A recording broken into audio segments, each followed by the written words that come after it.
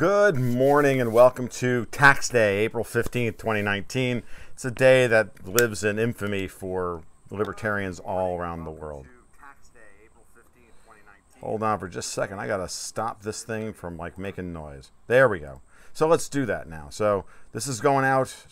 So welcome to the Gold, Goats, and Guns stream for this afternoon. We will be doing this again tonight at 8 o'clock. My normal stream on Mondays at 8 and Friday nights at 8:30. We'll be doing this. This is going out over not only over YouTube and Periscope, but now primarily over DLive as well. And DLive is a blockchain-based streaming service to connect creators and followers in a way that cuts out all the middlemen. It's not perfect, but it's a step in the right direction, and so we should support that which is moving in the right direction. And I think anything that can cut Google's revenue out of the process is a good thing. You can follow my work over at tomluongo.me. You can follow me on Twitter at TFL1728. You can also see my work placed in places like Zero Hedge, The Duran, LouRockwell.com, Strategic Culture Foundation, Money Markets, and a few other places as well. But if you go to the blog, you'll find me. So again, Monday nights, 8 o'clock, Friday nights, 8:30, here on a regular basis. But let's get talking to, I want to talk about tax day today, because I spent most of this weekend, if you've not noticed, I haven't spent a lot of time writing for the last couple of days because I've been doing my taxes. And taxes are terrible, just terrible thing. Every year I go through the same process. Every year, being self-employed, it's really, really difficult.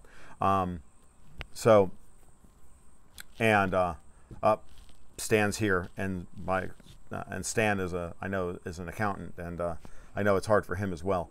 So tax day is the worst day of the year if you're a libertarian, because it's the day, especially if you're self-employed, because you want to be writing them a big fat freaking check all at once. And especially if you're like me, where you're not making a tremendous amount of money and you don't have a high income tax, but you have high self-employment tax, which is basically Social Security and Medicaid. You don't necessarily have to pay quarterlies. I've gotten away with not paying quarterlies and not having to pay any penalties or anything, even though I have to then write them a $6,000 or $7,000 check, because it's all self-employment tax.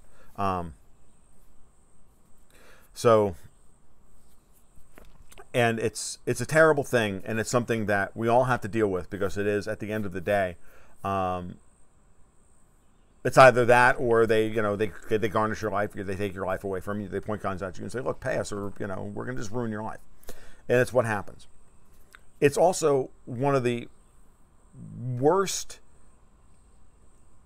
and most empowering parts of the state in the worst way. I'm going to get to what I found out now doing my taxes this year under Trump being self-employed, but I want to remind everybody that doing taxes is a multi-billion-dollar industry. The accountants don't like it. The tax preparers aren't all that crazy about it. Taxpayers are definitely not crazy about it. Everybody winds up spending billions of dollars every year trying to figure out ways to minimize their taxes. It creates all sorts of industries that are unnecessary. This is all lost labor. This is all lost time. This is all lost capital, because we all have to spend our time figuring out how to pay our taxes. In some ways, it would actually just be better if we just all paid a flat tax. The thing was a card. You made X, pay us 13%, be done with it. They garnish your wages every year and every week, and that's the end of it. With no deductions, no this, no that, no, it would be better at the end of the day. Because at least at the end of the day, everybody would know this uncertainty would be gone. There would not be the endless discussions with tax preparers about how to get around this stuff and how to structure your stuff this way and how to build a trust or build a this or build a that, or should I use an LLC or an S corp or all these other all this rotten nonsense. At the end of the day, to do what we all normally do, which is we just want to make some money and live our lives. But we then take all of that stuff, and all of that is lost due to friction throughout the entire economy. And I don't care that it's only $50 billion maybe, or $60 billion. I don't give a damn what it is. Doesn't matter. It's money that's lost, and it's money that comes right off the top of the productive capital base, the investable capital base. And you hand it over to a faceless bureaucracy that spends 95% of that money enforcing the tax code and not actually providing the goods and services that the taxes are supposed to go to in the first place. We as Americans are some of the most overtaxed people in the world. And I'm not saying that, you know, it's any better over in Europe, and that, oh well, because we pay less than they pay over in Europe, but that makes us good. No, it just makes them even worse than us. Calvin agrees with me. That's my dog, for those of you who don't know. So it's a crazy and terrible thing. And to remind everybody who's on YouTube right now, I'm actually don't have the real estate when I'm on my laptop to have both DLive's comments and YouTube's comments open at the same time. So it's one or the other. Okay, Calvin, settle down, buddy. So telling him a remedy to settle down, not going to happen. Eventually he will. So he must have saw a fox or something. So it's what they do. And he's mostly blind now, and he's like 9. And so all he does is bark. And he mostly only barks during the day.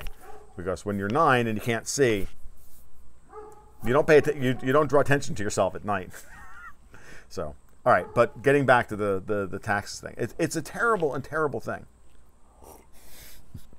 He saw an IRS agent. Yay.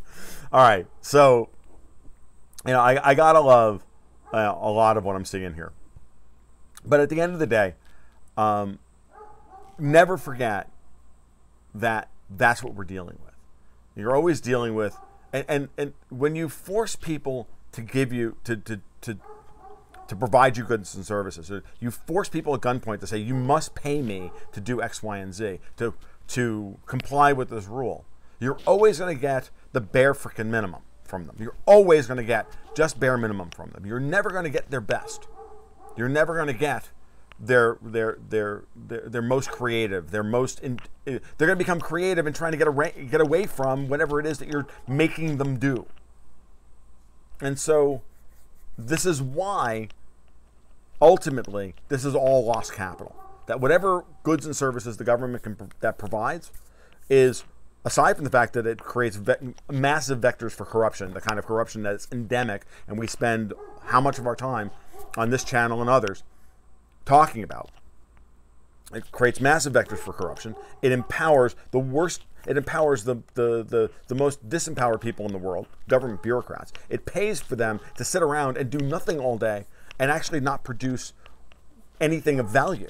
So you have an entire class of people who know they're nothing but leeches on society, robbing them of their dignity, robbing them of their potential for doing great work, robbing them of their purpose in life.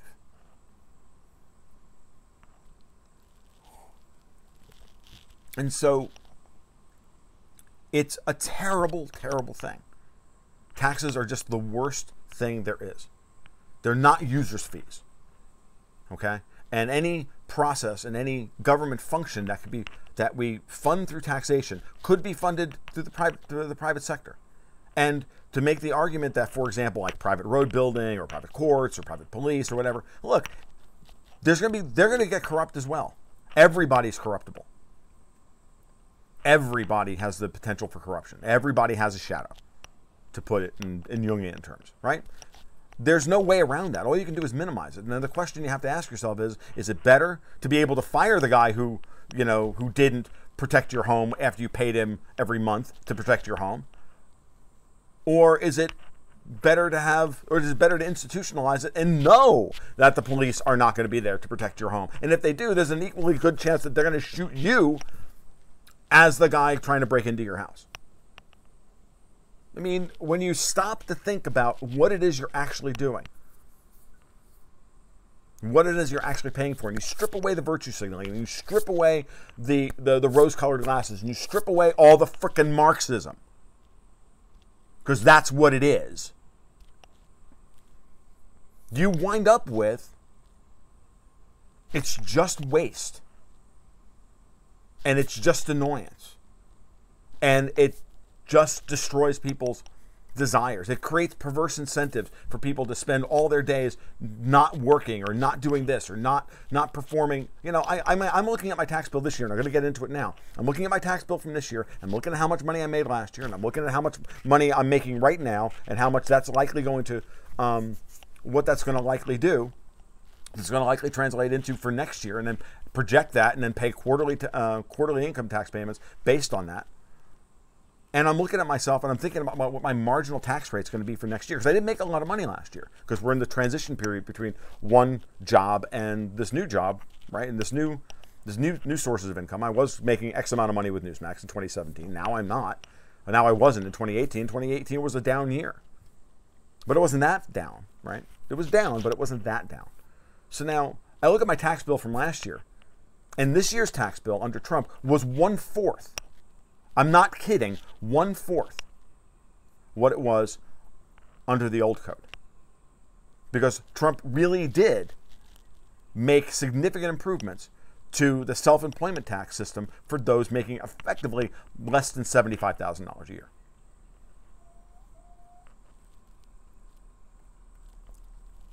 The combination of the self-employment tax credit, the doubling of the standard deduction for, and this is especially true for people like me who don't have a lot of debt that I can then write off. I don't live in a $400,000 McMansion that I owe $350,000 on or $380,000 on. I can write off $30,000 worth of mortgage interest every year. I don't have that.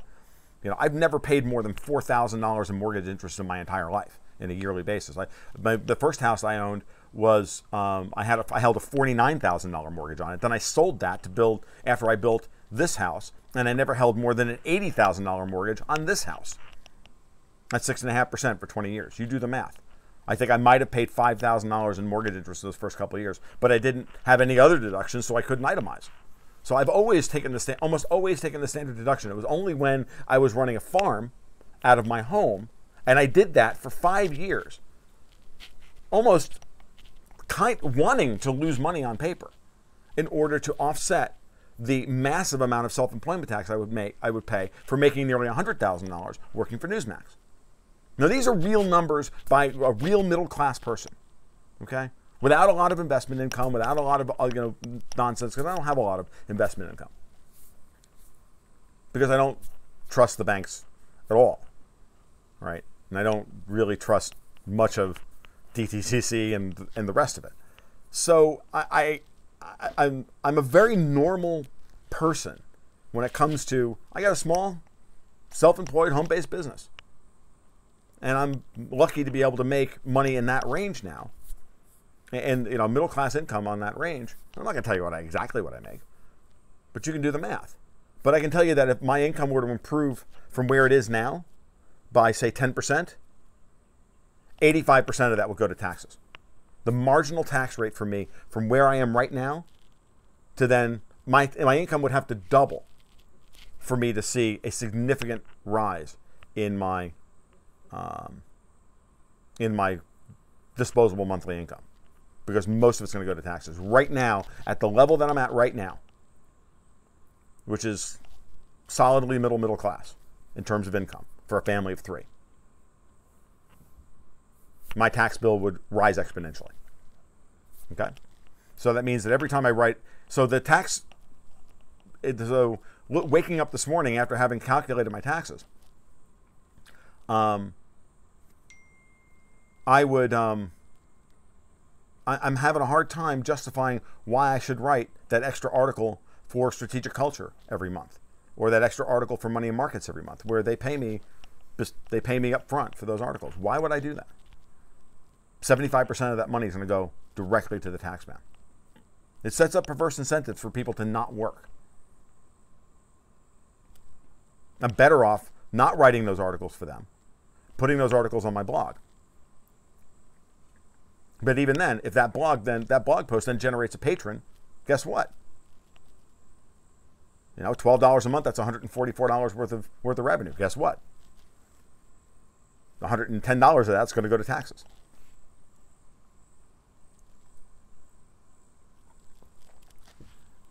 That's the bad news. The good news is that the ability to live something close to a middle-class lifestyle, if you have almost zero debt, if you have very little debt, as a self-employed person, it's there for you now.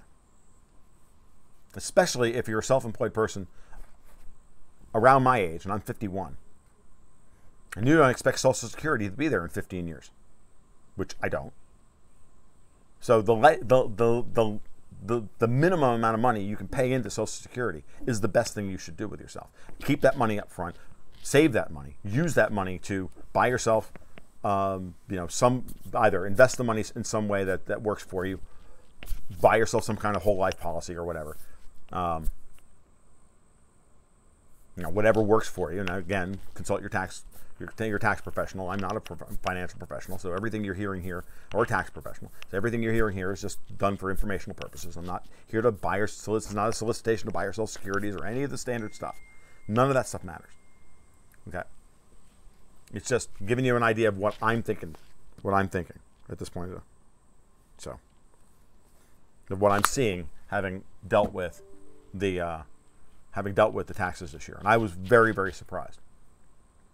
Makes it a lot easier for me to get through this year. I'm like, this is good. I'm actually going to be able to get through this year a lot easier at my current income model.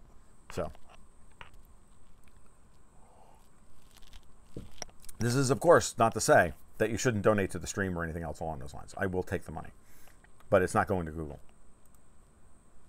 So, let me check to see what's going on here.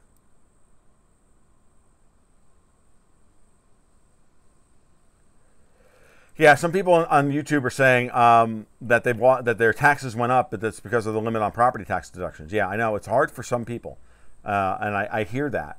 I don't have that as an issue because I was very smart over the years, never getting sucked into that whole thing. Well, you can deduct, your interest on your taxes, which is insane.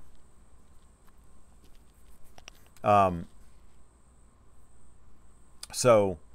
And I get that. I know that there are a lot of people that are not going to see the same kind of benefits under this tax plan that I did, and I understand that. And there's a reason for that, and that reason is because I understand the math of this, and that at the end of the day, buying a $400,000 home and then somehow trying to pay the taxes and the insurance and the interest on the mortgage and everything else, and then literally working for that home is insane.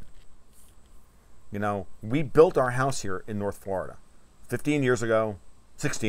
My wife, myself, her dad, half of her family, my friend Larry, and a couple others went out in the middle of a North Florida summer and built a house. Over the course of the next 3 or 4 years, I kept bolting onto the thing. Built an outbuilding over there, built an outbuilding back there, built an addition, built this porch that I'm sitting on right now. We did that with the express purpose of not having somebody else build that house for us, so that I would have, half the mortgage that I would have today.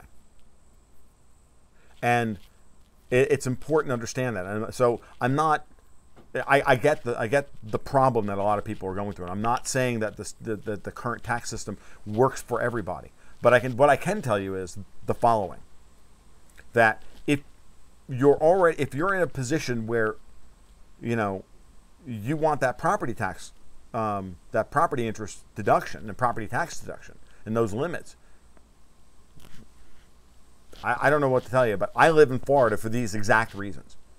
All right, I live here Camille and I had the choice in 2003, and we made very significant choices. So for those of you who are watching this, and you're young, you're in your late 20s, early 30s, you're just gotten married, or maybe you have a kid, maybe you don't.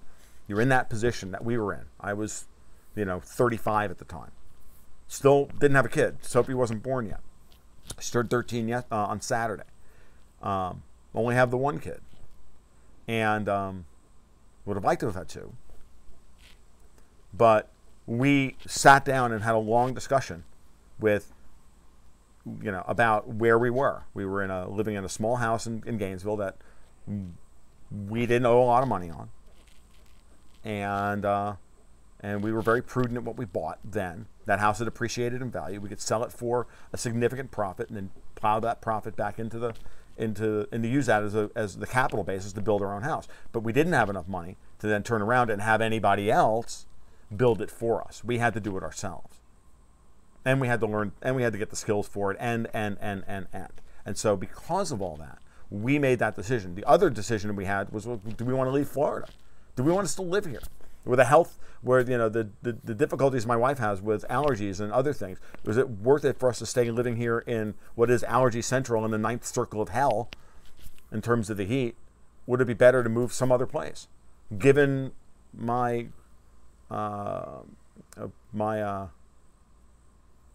my career path at the time, I was a chemist at the time. I was working at University of Florida as a lab manager for a research group. I really didn't think I was going to be doing much else other than that. Things changed, obviously, but looking at my career path, looking at how much money I was likely to make, and where we were willing to go live, and where jobs like where I could go, and where could I move to in the United States and get a job similar to what I'm working at doing. I didn't want to go live in New Jersey. Right? I didn't want to go back and live in New York or New Jersey or Ohio or any of these. I was like, I ain't going there. I ain't going to, I'm not doing it. We were looking at places like Idaho, and I'm like, I'm going to get a job in Idaho. I was like, there's nothing out there for me. There's as little out there for me there as there is here. I'm already ensconced at the University of Florida, so, I could have easily wound up dying in that job. I chose not to. But we made those decisions based on where we were going to be, and it was the right choice. And so we always walked into the scenario with our home and our property that we were in a positive loan to value scenario. We always had more equity. We always had equity in our home. We never had to worry about property taxes, even during our property values falling, even during the 2008 financial crisis. Are you kidding? I never owed more than $80,000 on this place. This place never dropped to below $80,000, and even by then, if it did, it was going to be. And I remember arguing that with the mortgage broker at the time, saying, "Don't you want to take out an extra $20,000 to do some improvements or this?" And I'm like, "No, I don't. I actually don't want to do that at all. I want as little debt as possible, and I'm going to take and the only mistake I made was taking a fixed rate mortgage. Had I taken a variable rate mortgage, my variable rate mortgage would have dropped like a rock during the NERP years." During the ZERP years, I had been paying like 3.5% on this house, opposed to 6.5%. But then it didn't matter. What was it? What was it, an extra $40 a month, $30 a month? It wasn't even worth worrying about. It just wasn't. Right? My escrow payments every month, taxes and insurance, they changed more than my base payment ever did. It wasn't worth it. I was living in this house for $650 a month. What do I give a shit? And that was and that gives you freedom. And so the multiple times that I was going through, major bouts of unemployment where I had to shift my business, left me in a very good position. Left me in a very good position in terms of taxation on the years I didn't make a lot of money, but we didn't have high costs either. Made it worked out pretty well. So I get what Trump, some of the genius of this tax plan was to alleviate, over the last 2 tax bills that have come through, to alleviate, 1, the marriage penalty, and 2, to free up people to become self-employed and to not punish them for starting a home-based side business or anything along those lines and wanting to change careers, so that they're not locked into whatever it is in their wherever they are currently. And that actually, by making self-employment, by making it so much easier to effectively avoid self-employment tax, what you've done, to explain what's been done, and I'll get to your question in a second, Thresherona. When you understand it that way, it actually increases labor mobility in a way, and it actually will improve. I think will actually do a great job of helping to improve the value of the labor that we're going to generate here in the United States, as long as this tax plan does not repeal by the Democrats the next time they come into office. Which is a segue to the question that I'm getting from Thresherona on DLive, who says, "I will donate BCH, Bitcoin Cash, if you can explain why Trump will win in 2020 in detail." It comes down to this. Trump's approval rating is fine right now, even though I'm angry with him on foreign policy issues, even though I'm angry with him about Julian Assange, even though I'm angry with him on a variety of different levels. But taking a step back politically, the Democrats are hopeless. They're all fighting amongst themselves who can push farther to the left faster. Pelosi's in denial that she has a real problem with the progressives within her own caucus. She says there are only 5 of them, when there are not 5 of them. There's 97 of them, and that's what she has to really deal with. Because if those 5 get real traction, then the rest of them are gonna jump. Because always bet on politicians because they're a cowardly and feckless lot.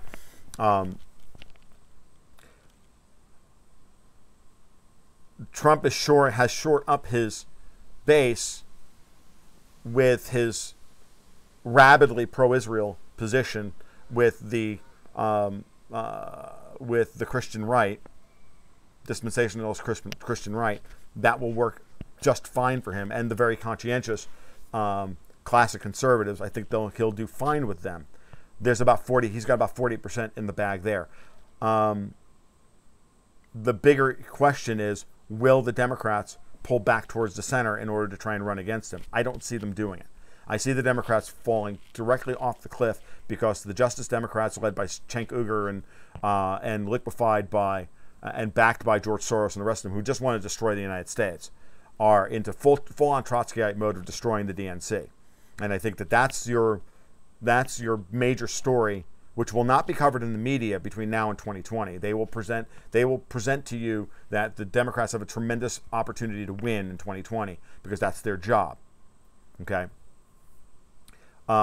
But what's really happening within the Democratic Party is the kind of split that the media and the Democrats and the deep state kept trying to tell us that Trump was causing within the GOP. As a matter of fact, what's happening in the GOP is that split within the GOP has been there since the first Tea Party, since Ron Paul first told Giuliani no on the debate stage in 2008, which woke up the entire old right.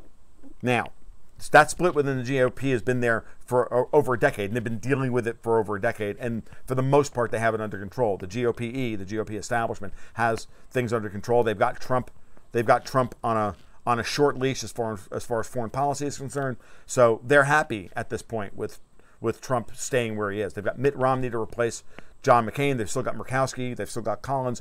They're good to go. They have a thin enough majority in the Senate that in no way, manner, shape, or form is the apple cart going to get upset at the Senate level, so therefore nothing will really change.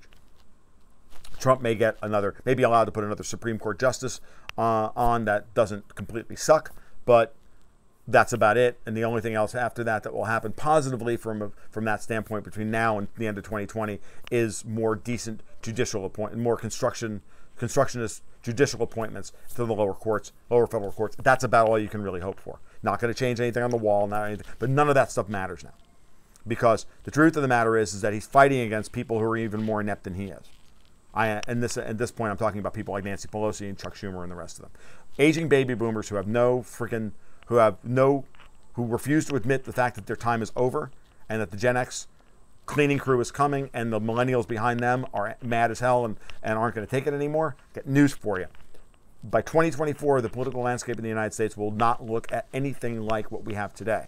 The only question is to whether or not Trump can win in a landslide. And a landslide for a Republican at this point in time is 350 electoral votes. You will never see a Reagan-like landslide in American history, in American electoral politics ever again. It's too far gone. Okay, there are too many illegals voting. None of that's going to change. So California's a lost cause. Oregon's a lost cause. For all intents and purposes, Colorado's a lost cause. The Northeast is a lost cause. Doesn't matter. There's 230 electoral votes that they're going to get. For Trump to win, again, and as long as the economy doesn't completely collapse between now and the end of 2020, which it won't, because Europe's going to collapse first and all that money is going to flow over here. So, Thresher owner, you will never get a better analysis of why Trump could win than you will right here. Because no one is willing to tie all of this stuff together, from geopolitics to the European sovereign debt crisis to what's happening domestically, what's happening culturally, and anything else. That's what Gold, Goats, and Guns is all about. That's what I do every day. Okay? So, and I'm not just blowing my own horn here. This is what I do. This is why I get paid very well by some of the most prominent alternative news sites in the world, because they can see what I can see. Okay? I've just taken a couple of days off because it was my daughter's birthday over the weekend and my taxes were due. But I haven't written anything in 3 days and I'm kind of feeling, So I think Trump has 75-25 chance of getting reelected at this point. Those numbers could change. Okay? The powers that be, as Dracula's cat just said, are working hard to break the blue wall, the red wall of the South. Absolutely. They're trying here in Florida, Texas, Georgia. They're working at all of it. Okay? Tin Man says the undeveloped theory, the Justice Dems are to divide the Dems, send the centrist voters to the right, and so that's when the Dems die the Republican Party. I'm not quite sure I understand what you're talking about there, Tin Man. But I understand the first part of it, but the last part of it. At this point, the Justice Democrats are going to split the Democrats, and I should absolutely see both parties are ready to split. That I absolutely believe. I'm not arguing with that. And remember that the major political, and I got to go soon because I got to go pick my wife up at the airport. But okay, thank you very much. I appreciate the donation. I remember that we've been talking about for weeks now. The major shift that's happening in European and American politics is the shift between the traditional left and right of communism, communist versus fascist, and then we all play in the center to decide how much of one versus the other we actually want, when it's actually about liberty versus authority from the standpoint of globalism versus sovereigntism. Are people willing to play? People want to see sovereignty restored. That's what they want. Okay? And it's sovereigntism versus globalism. Globalism is dying. Sovereigntism, because I refuse to use the word populism or nationalism or anything like that because they've in a very Orwellian sense have corrupted those words. It's sovereignty. It's sovereignty of culture, country, place, and person. That's what's coming. That's the kind of groundswell you're seeing. And the left-right, the center-left, center-right divide, false divide, that's always been there to try and keep people in either Team Red or Team Blue, be it Tory, Labor, or Republican, Democrat, or whatever.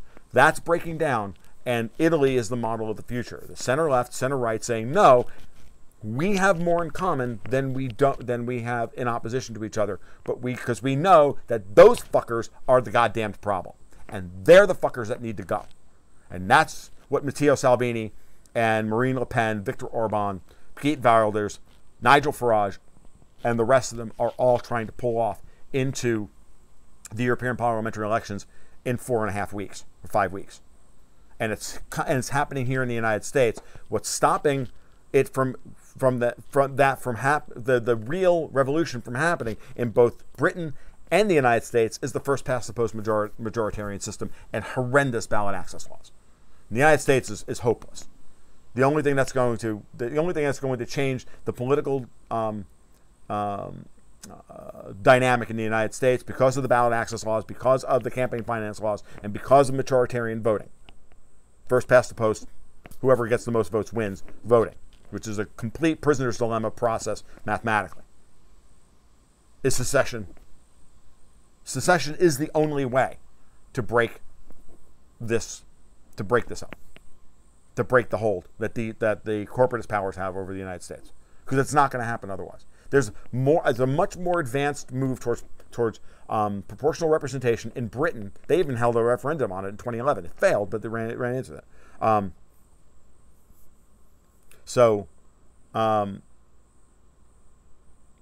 Then Britain than they are here in the United States. Good evening, Fresh Lemon. How are you? Or good afternoon. We're 35 minutes, and I've got to go pick my wife up in like 45 minutes at the Gainesville airport, and I'm 35 minutes away. So these are not meant to be long streams. These are meant to be 25 to 30 minutes, or 15 to 20. But I just wanted to let everybody know, go ahead and review what we've been doing. We talked about taxes. We talked about why the Trump tax cuts are actually really good for lower to lower middle class earners from a self-employment perspective in a way that has not been the case literally for decades here in the United States. The self-employed have been getting fucked for years, decades even. And as someone who's just filed his taxes for 2018, and who made roughly the same amount of money in the end that he made in 2017, my taxes went down by 75%. I'm uniquely structured because I don't have a lot of debt. But there you go. All right. You guys take care. We're going to do this again tonight here, 8 o'clock on DLive, as well as YouTube and Periscope. And then we'll do it again on Friday. And probably once or twice during the week. I do these ad hoc during the afternoons whenever I have something I want to talk about. And then Monday nights at 8, Friday nights at 8:30 on the schedule, as always. You can follow my work over tomluongo.me. You can follow me on Twitter at TFL1728. You can also support my work directly and subscribe to my newsletter at Patreon/GoldGoatsAndGuns. All right, you guys take care. You have a great afternoon. Be well. Keep your stick on the ice.